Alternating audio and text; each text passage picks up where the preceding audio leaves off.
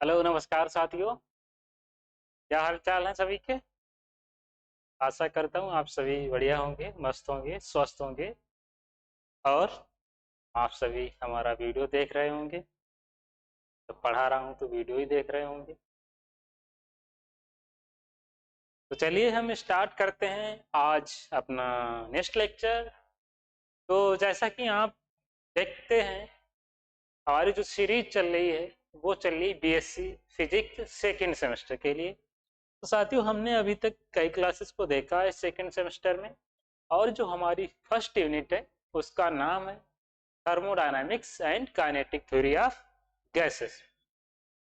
तो साथियों इससे पहले बीएससी फर्स्ट सेमेस्टर का भी आधी यूनिट हो चुकी है और ये सेकंड सेमेस्टर चल रहा है।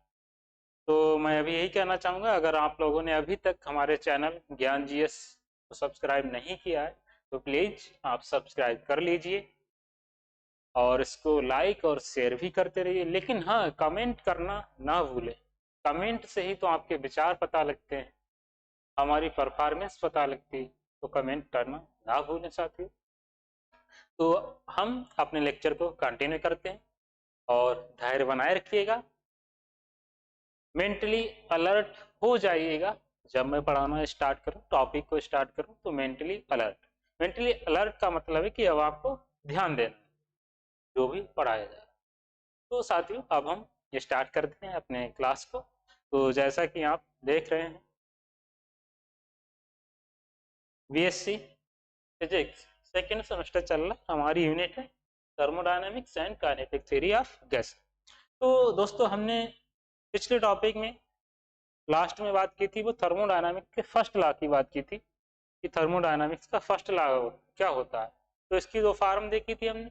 लास्ट में हम कंक्लूजन पर आए थे और कंक्लूजन में क्या कहा गया था कि किसी सिस्टम को जो हीट एनर्जी दी जाती है, किसी सिस्टम को जो हीट एनर्जी दी जाती है वो उस सिस्टम को वो उस सिस्टम की जो इंटरनल एनर्जी है उसको इंक्रीज करने में तथा तथा उस सिस्टम पर एक्सटर्नल प्रेशर के अपोजिट वर्क करने में खर्च हो जाती है। एक्सटर्नल प्रेशर यानी कि अगर हम हीट दे रहे हैं ये डीक्यू, तो ये कैसे प्राप्त होती है कि उस सिस्टम की जो इंटरनल एनर्जी है उसको इंक्रीज करने में प्लस उस सिस्टम पर लगने वाले एक्सटर्नल फोर्स के अपोजिट वर्क करने में खर्च हो जाती है। यानी कि डी डब्ल्यू ऐसे कह सकते हैं यू प्लस का डब्ल्यू। फिर क्यू क्या है, ये है हीट, यू क्या है इंटरनल एनर्जी और डब्ल्यू क्या है ये वर्क। किसके अपोजिट है, अपोजिट टू एक्सटर्नल प्रेशर। तो साथियों हम इसकी बात कर चुके हैं थर्मोडायनामिक्स के फर्स्ट लॉ की। यहीं से हम स्टार्ट करते हैं। थर्मोडायनामिक्स का फर्स्ट लॉ देख चुके हैं, ये इसकी डेफिनेशन हमने देखी। फर्स्ट फॉर्म क्या होती है कि जो मैकेनिकल वर्क होता है उसको हीट एनर्जी में या हीट एनर्जी को मैकेनिकल वर्क में कन्वर्ट किया जाता है। तो वहां पर जो मैकेनिकल वर्क होता है और जो हीट एनर्जी जो दी जाती है इनका रेशियो कैसा रहता है, कांस्टेंट रहता है। यानी डब्ल्यू अपॉन क्यू कैसा रहेगा, कांस्टेंट रहेगा। अगर इस कांस्टेंट को हटाते हैं तो यहाँ पर एक कांस्टेंट का जो मतलब होता है नेतांक जिसे बोलते हैं वो बढ़ जाता है जे। जे क्या है यहाँ पर जूल, इसीलिए यहाँ पे जे प्राप्त होता है। तो इसको हम जूल का नियम भी कह देते हैं। और जूल के नियम की वैल्यू जो जूल का कांस्टेंट होता है उसकी अमाउंट, उसकी वैल्यू जो बताई थी हमने वो कितनी बताई थी 4.2 या हम इसको 4.18 ये लिखते हैं जूल पर कैलोरी है जो यहाँ पर लिखा हुआ है ये होती है। इसे जूल्स लॉ भी कहते हैं। आगे कंटिन्यू करते हैं। तो एक सेकंड फॉर्म थी। सेकंड फॉर्म क्या थी कि जब किसी सिस्टम को एनर्जी दी जाती है, जब किसी सिस्टम को एनर्जी दी जाती है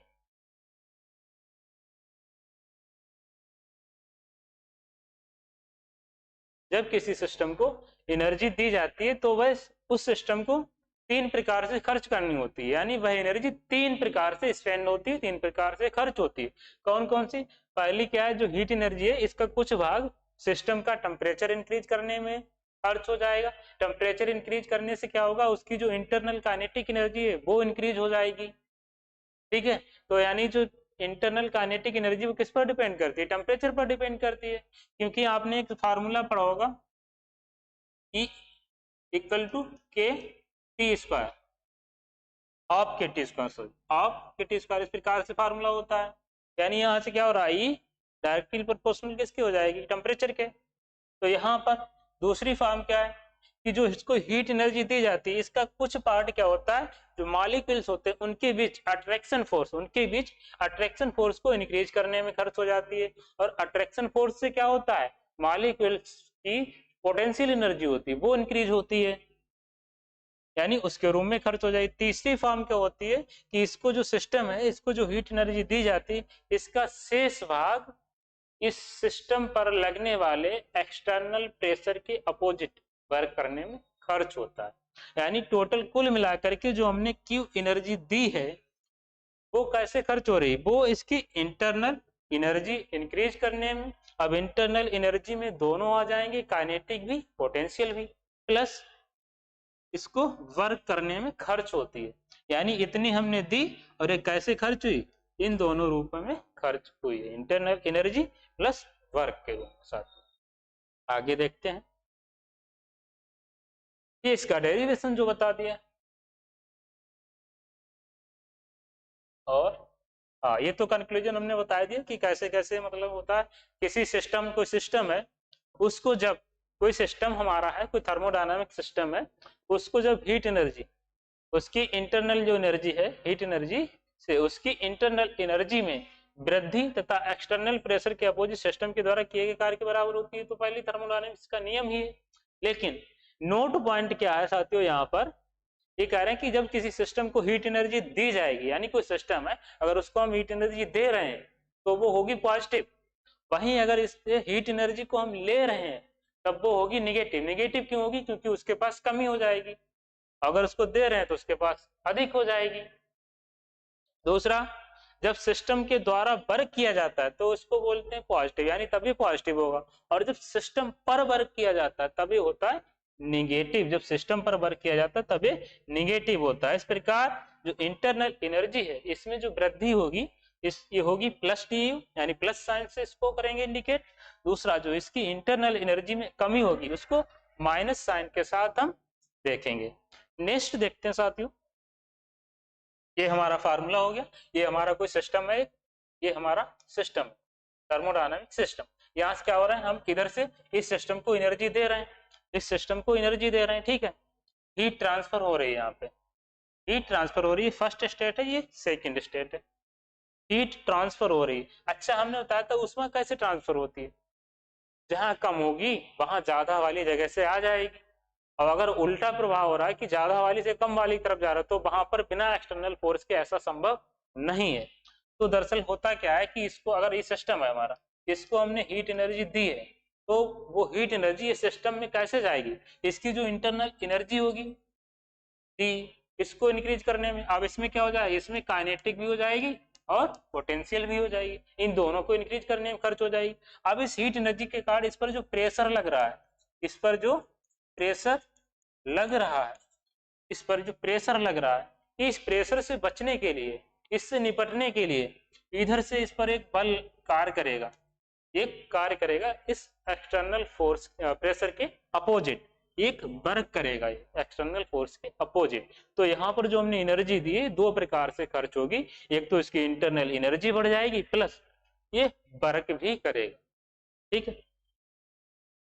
आगे देखते हैं, अब हम बात करते हैं साथियों application of first law of thermodynamics, यानी इसके क्या क्या एप्लीकेशन है, क्या क्या यूज है, ठीक है, कहाँ हम इम्प्लीमेंट करते हैं। तो साथियों अगर बात करें इसके एप्लीकेशंस की तो इसमें कई आते हैं, आइसोथर्मल है, आइसोवेरिक, आइसोकोरिक, एडियाबेटिक, साइक्लिक प्रोसेस, ठीक है, आइसोलेटेड, ये इसके होते हैं एप्लीकेशंस। अब हम एक एक करके समझ लेते हैं।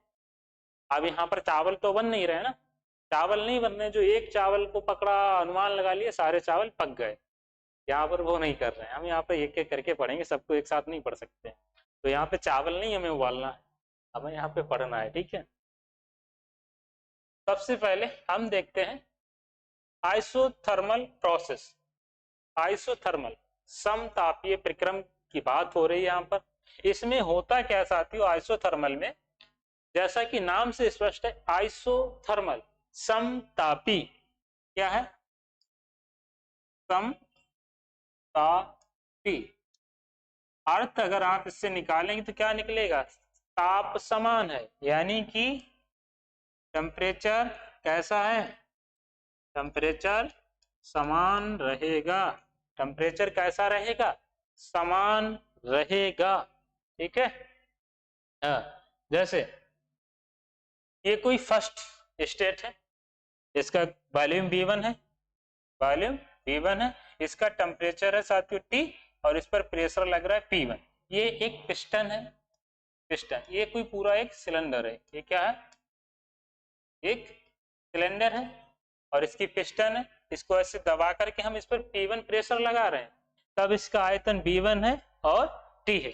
आप क्या करते हैं, बाद में और दबाते हैं तो क्या हुआ, प्रेशर कितना हो गया P2 और आयतन कितना हो जाएगा, वॉल्यूम V2। लेकिन यहाँ पर टेम्परेचर कांस्टेंट रहेगा, टेम्परेचर कांस्टेंट रहेगा, यानी यहाँ पर इस प्रक्रम में टेम्परेचर चेंज नहीं हो रहा है साथियों, टेम्परेचर चेंज नहीं हो रहा है, यानी टेम्परेचर में क्या होगा, no change, no change, temperature में कोई चेंज नहीं होगा, ठीक है। तो ये सिलेंडर यहाँ पे P1 प्रेशर से P1 वॉल्यूम है और T टेम्परेचर है, इस पर हमने थोड़ा प्रेशर बढ़ाया, दूसरी इसकी अवस्था में हमने चेंज किया तो क्या हो गया, इसका वॉल्यूम V1 से V2 हो गया, वॉल्यूम V1 से V2 हो गया और प्रेशर P1 से P2 हो गया, सॉरी P2 हो गया, लेकिन टेम्परेचर कांस्टेंट रहा है, उसकी बात हो रही है यहाँ पे।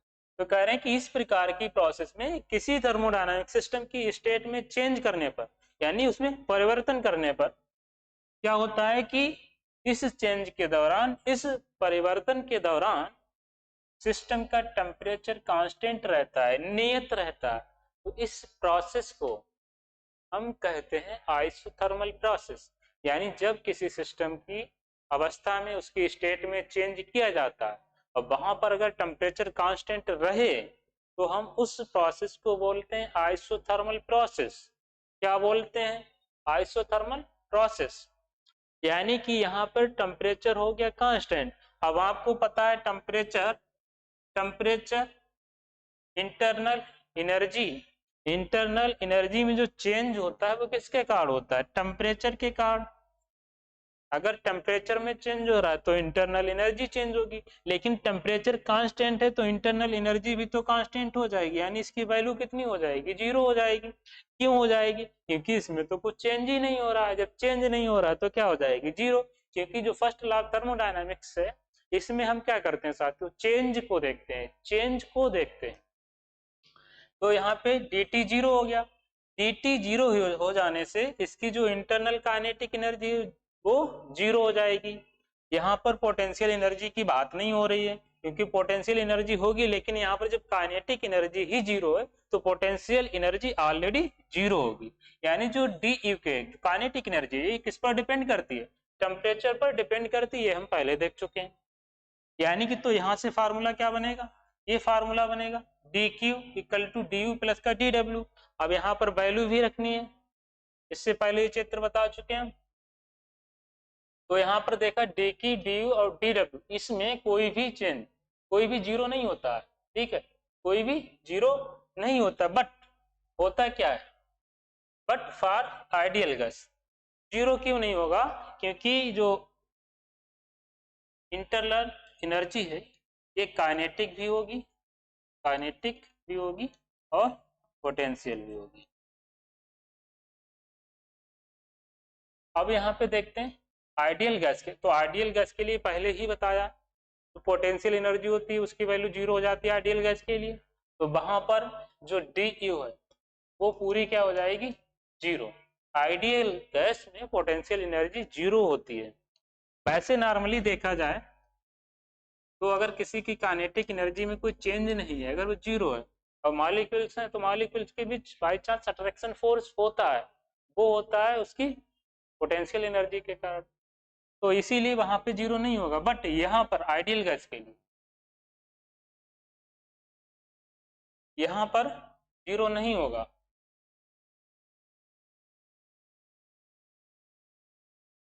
यहाँ पर जीरो नहीं होगा, लेकिन आइडियल गैस में जीरो होगा। कौन? Internal energy. अब हम लिखा है कि आइसोथर्मल प्रोसेस में किसी आइडियल गैस को दी जाने वाली हीट एनर्जी किसके बराबर होती है? उस पर किए गए, उसके द्वारा जो सिस्टम है हमारा, उसके द्वारा किए गए कार्य के बराबर होती है। अब हम दोस्तों बात कर रहे हैं आइडियाबेटिक। आइडिया नहीं लगाना आइडियाबेटिक नाम सुन करके, फिर आइडिया लगाना शुरू कर दो क्या हो रहा है यहाँ पे। ये है आइडियाबेटिक प्रोसेस। इसको आपने पढ़ा होगा, रुद्धोष्म प्रक्रम भी बोलते हैं, रुद्धोष्म प्रक्रम। इसमें क्या होता है, इसमें जो हीट एनर्जी है वो कांस्टेंट रहती है। जो आइडियाबेटिक प्रोसेस होता है इसमें कांस्टेंट रहती है। कौन रहती है? कुछ ध्यान आया? हीट कांस्टेंट रहती है, हीट कांस्टेंट रहती है। तो लिखा है जब किसी थर्मोडायनामिक सिस्टम की स्टेट में चेंज इस प्रकार होता है कि चेंज के दौरान सिस्टम और सराउंडिंग के बीच किसी भी प्रकार से हीट एनर्जी का एक्सचेंज ना हो, तो इस प्रकार की प्रोसेस एडियाबेटिक प्रोसेस कहलाती है। यानी कि यहाँ पर हीट का एक्सचेंज नहीं होगा, किसके साथ? सराउंडिंग के साथ। अब देखो इधर तो इसके चारों ओर, ये हमारा क्षेत्र है, इसके चारों ओर क्या है? सराउंडिंग है, इसके चारों ओर सराउंडिंग है। अब ये हो गया हमारा एक सिस्टम। अब यहाँ पे देख रहे होंगे ये इंसुलेटर, कुछ चालक, ये जो दीवार आप देख रहे हैं प्यार का पहरा कर रही है,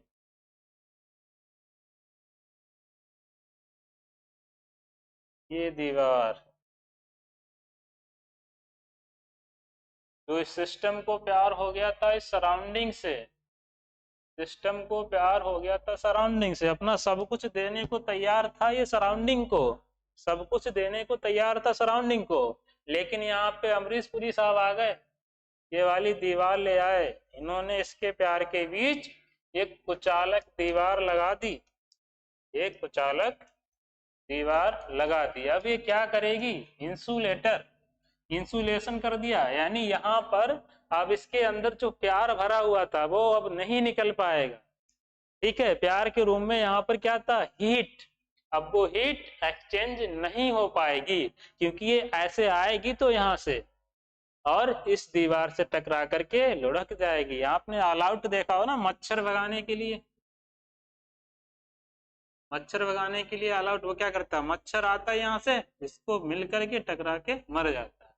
सम्मा और परवाना, बांस देखा होगा कि जो कीड़े होते हैं ना उनको रोशनी से बहुत प्यार होता है, उनको रोशनी यानी प्रकाश से बहुत प्यार होता है। मर जाएंगे लेकिन इसकी तरफ आना नहीं भूलेंगे। तो यहाँ से छोटे छोटे कीड़े ऐसे आते हैं इसके पास, ठीक है, आकर के यहाँ बैठते हैं और मर जाते हैं लेकिन छोड़ते नहीं।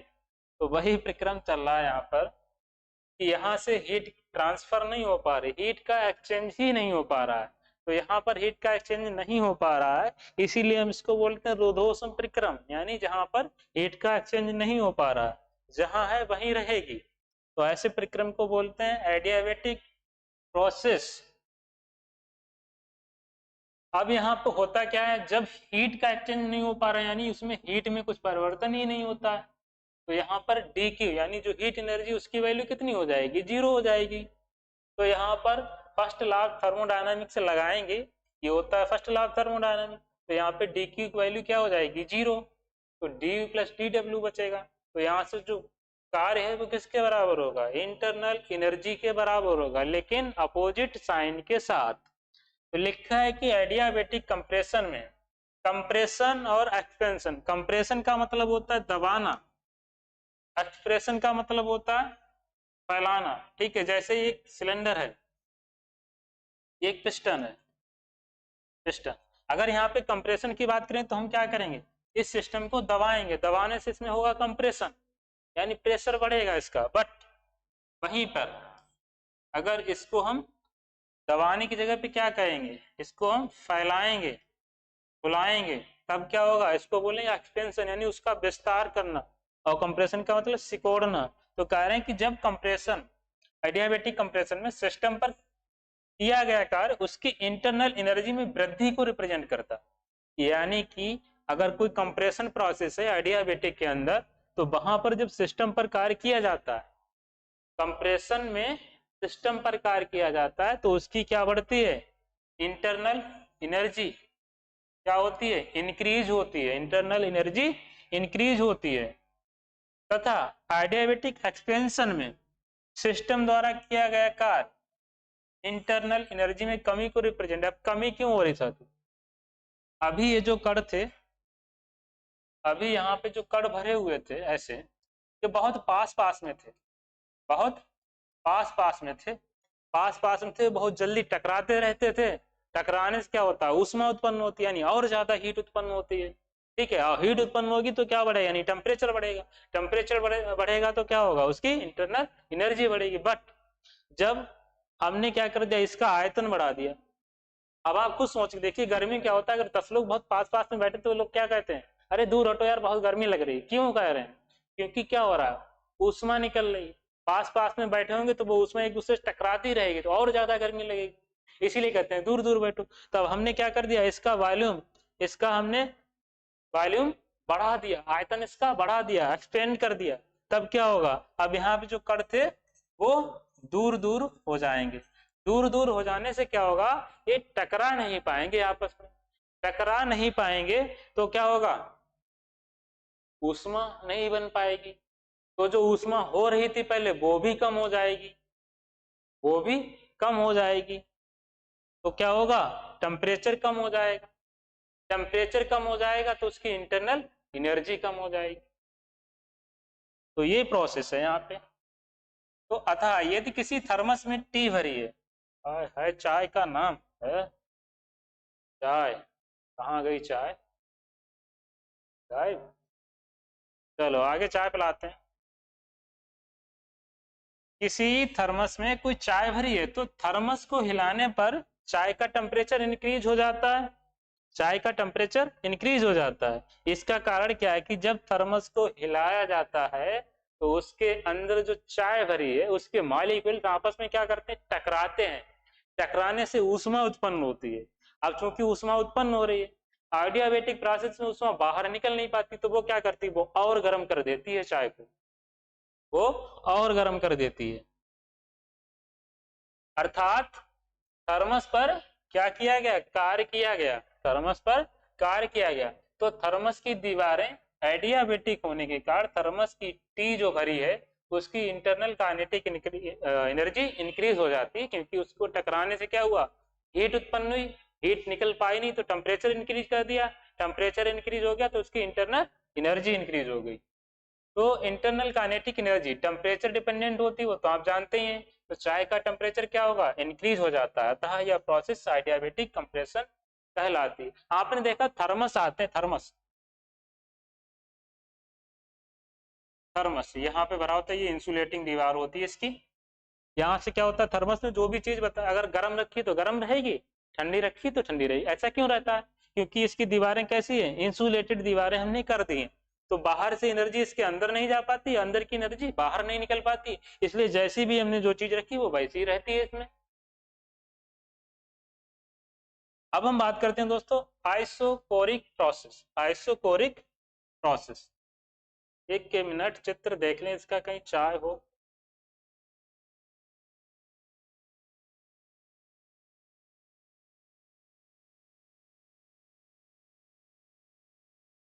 अच्छा, कोई बात नहीं, तो चाय किसी ने पी ली।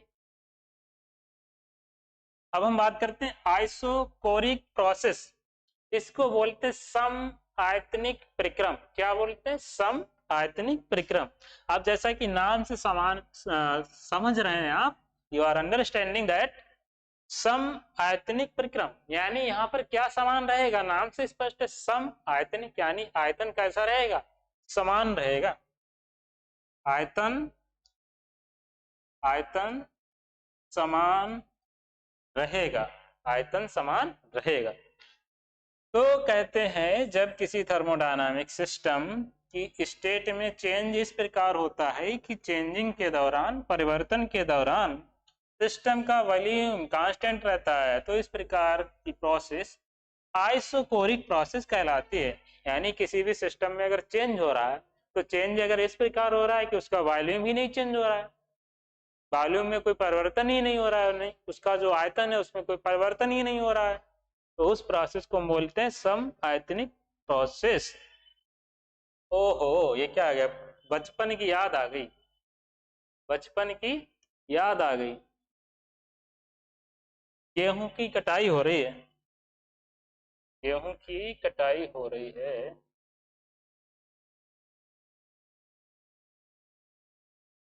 अच्छा, गेहूं की कटाई। तो यहाँ पर ये तो काट रहे हैं, ये बांध रहे हैं, ये काट रहे हैं भाई साहब, ये बांध रहे हैं, बट यहाँ बच्चे क्या कर रहे हैं, बच्चे क्या कर रहे हैं?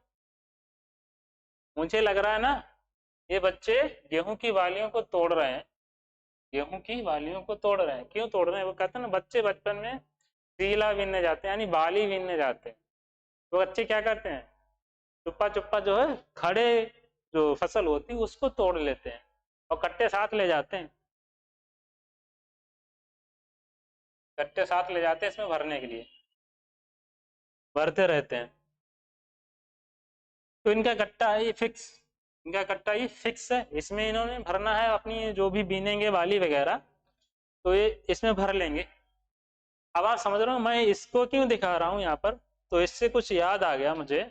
याद क्या आ गया कि हमारे पास हमने बीनी थी भाई बाली, बचपन में सीला बीनने तो जाते थे ना बाली बीनने, तो बाली बीनी इस कट्टे में भर लिया करते थे, खूब फुला फुला करके भर लेते थे थोड़ी सी बाली पूरे कट्टे में, जिससे लगे हाँ कट्टा भरा हुआ है। बट अगर हमको और ज्यादा वाली मिल गई तब हम क्या करते थे, तब इसको लात घूसों से ना ऐसे कूट कूट दबा दबा करके बिल्कुल पिचका देते थे, आधे से भी कम भर पाता था, फिर हम इसमें और वाली भरा करते थे। इससे पता क्या लगता थी, कट्टे का आयतन तो उतना ही है, बट कट्टे का आयतन तो उतना ही है, बट हमने प्रेशर ज्यादा लगाया तो ज्यादा मटेरियल इसमें हम भर देते। तो इसलिए हम इसको यहाँ पे लेकर आए थे, गेहूं की कटाई। क्या ये गेहूं की कटाई बाली बीनने के लिए लेकर आए थे यहाँ पर। तो यहाँ पे हमने आयतन बताना था कि बच्चे कैसे बाली बीनने के लिए इकट्ठा ले जाते हैं, पहले भर लेते हैं, जब ज्यादा बाली मिलती है तो उसको और कूट कूट करके भर लेते हैं, यानी पहले जितना कट्टा भरा हुआ था अब उसमें कूटने पीटने के बाद इसको ठूसने के बाद इसमें और बाली भर ली गई, यानी इसका आयतन तो समान ही रहा है, यानी यहाँ पर क्या हो रहा है, आयतन समान हो रहा है। तो इसीलिए हम इसको यहाँ पर लेकर के आए। जैसा कि यहाँ पर देख रहे हैं ये इसका एरिया जितना दिख रहा है उसी का इतना भी दिख रहा है, ये यहाँ से इनिशियल स्टेट है, इनिशियल, और ये फाइनल, पहले वाली अवस्था, ये दूसरी वाली अवस्था चेंजिंग के दौरान। इसमें क्या हुआ, आयतन तो उतना ही, इसमें गैस भरी हुई है, ठीक है, तो यहाँ पर प्रेशर था P1, प्रेशर था P1, इस पर गैस भरी हुई थी, ठीक है, इस पर गैस भरी हुई थी। अब क्या हुआ, यह है कांस्टेंट वॉल्यूम, कांस्टेंट वॉल्यूम पर कंटेनर है ये, कांस्टेंट वॉल्यूम। अब यहाँ पर क्या हुआ, प्रेशर हो गया P2, यानी गैस को और भर दिया यहाँ पर।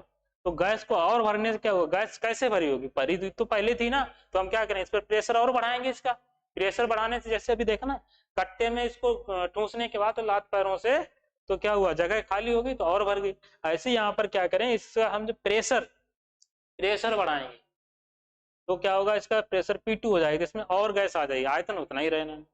कभी कभी ट्रेन में जगह नहीं होती ना तो धक्का मुक्की करके ना जगह बना ही लेते हैं, यानी बहुत ज्यादा प्रेशर दे करके जगह बना ही लेते हैं। तो दोस्तों यहाँ पर क्या रहता है, कांस्टेंट V, यानी वॉल्यूम कांस्टेंट रहता है। जब वॉल्यूम कांस्टेंट रहता है तो आप समझते हैं W इक्वल टू क्या होता है, P इंटू DV, और जब ये वाला जीरो तो पूरी वैल्यू क्या हो जाएगी, W की जीरो हो जाएगी, तो यहाँ से DQ इक्वल टू क्या हो जाएगा, DU, यानी यहाँ पर जो हिट दी गई है वो किसके बराबर होगी, उसकी इंटरनल एनर्जी के बराबर होती है। तो आइसोफोरिक प्रोसेस में सिस्टम को दी जाने वाली हीट एनर्जी उसकी जो इंटरनल एनर्जी है उसको इंक्रीज करने में ही खर्च हो जाती है, यहाँ पर कार्य नहीं हो पाता है। कार्य क्यों नहीं हो पाता है साथियों, क्योंकि यहाँ पर आयतन में चेंज ही नहीं हो रहा है। आयतन में चेंज नहीं हो रहा तो आयतन जीरो है, जीरो होने से कार्य नहीं होगा। नेक्स्ट, अच्छा हाँ, अभी आइसोवोरिक, पहले इसको टॉपिक समझते हैं। आइसोवेरिक प्रोसेस, इसको बोलते हैं समदाबी प्रक्रम, समदाबी। अब यहाँ पे समझ रहे हैं, समदाबी यानी दाब कैसा है, यहाँ पर दाब समान है। दाब समान होने का मतलब यहाँ पर प्रेशर समान है, यहाँ पर प्रेशर समान है। आपको मैंने कुछ नोट्स दिए बनाने के लिए कि आपको एक कॉपी लिख करके लानी है, टाइम नहीं बताया। यहाँ पर टाइम ही इसका क्या होगा, आयतन होगा। तो एक कॉपी लिखने के लिए दिया मैंने, आपको प्रेशर दिया कि आपको लिखना ही लिखना है, टाइम नहीं दिया। तब आप क्या करेंगे, आपको प्रेशर तो उतना ही है भाई कि लिखना है। अब आप 2 दिन में लिखिए, 4 दिन में लिखिए, हफ्ते भर में लिखिए, महीने भर में लिखिए। तो यहाँ पर क्या होता है, वॉल्यूम मायने नहीं रखता है, यानी आयतन मायने नहीं रखता है, बट क्या होता है, जो दाब होता है वो समान रहता है। यानी प्रेशर हमारा पहले वाला ही कि आपको ये कॉपी, ये नोट्स पूरी भरनी है, कॉपी पूरा लिखना है नोट्स, बट आपको टाइम नहीं दिया है। तो वही यहाँ पे किसी थर्मोडायनामिक सिस्टम की अवस्था में परिवर्तन इस प्रकार हो कि चेंजिंग के दौरान सिस्टम का प्रेशर कांस्टेंट रहे, यानी का जो दाब है वो नियत रहे। तो इस प्रकार की प्रोसेस को हम आइसोवेरिक प्रोसेस कहते हैं। यानी यहाँ पर पी क्या है, कांस्टेंट। लिखा कि वेपोराइजिंग ऑफ वाटर तथा फ्रीजिंग ऑफ वाटर दोनों आइसोवेरिक प्रोसेस के एग्जांपल है। वेपोराइजिंग ऑफ वाटर मतलब पानी का भाप बनना, और फ्रीजिंग ऑफ वाटर का मतलब है पानी का जमना। तो आपने देखा होगा कि जब पानी से भाप बनती है या पानी से भाप बनती या पानी से उस पानी को जमा दिया यानी पानी से बर्फ बना दिया। तो यहाँ पर दोस्तों आप ध्यान रखिएगा, प्रेशर चेंज नहीं होता, प्रेशर वही रहता है, बस उनकी अवस्था में परिवर्तन हो जाता है। यहाँ पर कांस्टेंट प्रेशर के रहते अवस्था में परिवर्तन होता है। अगर पानी से भाप बन रही है तो प्रेशर उतना ही रहेगा, अगर पानी से बर्फ बन रही तो भी प्रेशर उतना ही रहा होगा। आप देखते हैं 0 डिग्री पर बर्फ, 0 डिग्री पर बर्फ भी हो सकता है, पानी भी हो सकता है। 0 डिग्री पर बर्फ भी होता है, पानी भी होता है। झीलों में देखा होगा ऊपर का पानी जम जाता है, नीचे पानी भरा रहता है, टेम्परेचर उतना ही है। तो वही प्रोसेस है यहाँ पे। सबसे पहले हम देखते हैं वेपोराइजिंग ऑफ वाटर। उससे पहले ये चित्र देख लेते हैं क्या है यहाँ पे। आइसोवेरिक प्रोसेस में ये पहले वाली कंडीशन है, दूसरी वाली कंडीशन। ये पिस्टन दबा करके इसको प्रेशर लगाया गया, प्रेशर लगाया गया, ये पिस्टन, यहाँ पर भी पिस्टन है। इसका आयतन मान लीजिए V1 पहले था, V2 बाद में हो गया, V2 बाद में हो गया।